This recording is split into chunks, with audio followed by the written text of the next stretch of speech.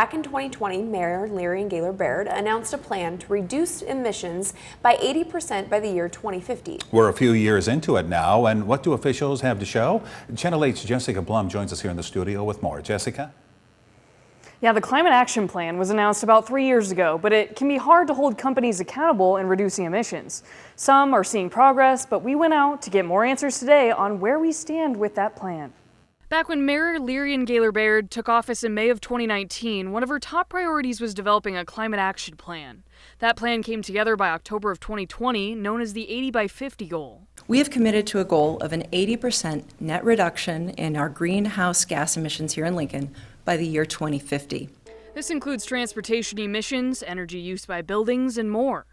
Some of the strategies have included increasing energy efficiency, employing natural climate solutions, generating more electricity from renewable energy, and switching to electric vehicles.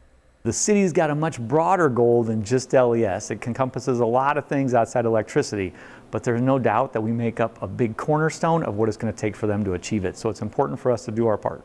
For Lincoln Electric, who has been a part of the city's climate action plan, steps have been in motion since 2010. In fact, they've seen a 36% reduction in CO2 emissions since then. We've been as low as almost a 50% reduction since 2010, back in the pandemic years when load was a little bit lower, but still over a third reduction so far. We got a long ways to go, but we're making good progress to date. In figuring these numbers, Lincoln Electric determines how much CO2 is coming from all of their resources combined, and that number overall is what they are trying to drive as close to zero as they can get. So the primary contributors are the coal resources, followed by natural gas. And then we have a bunch of things in our portfolio like hydroelectric power, wind, solar. Those aren't contributing CO2 emissions, so they're already where you need to be, is trying to get the rest of the stuff on board with those.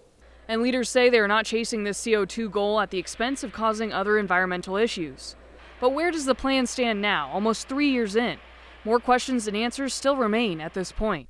So while Lincoln Electric is seeing progress, there's still many other pieces to the pie to check in on, with an update from the city to come soon.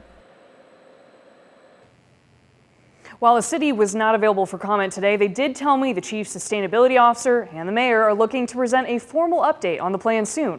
We'll be sure to keep you up to date on air and online with the latest. All right, Jessica, thank you so much.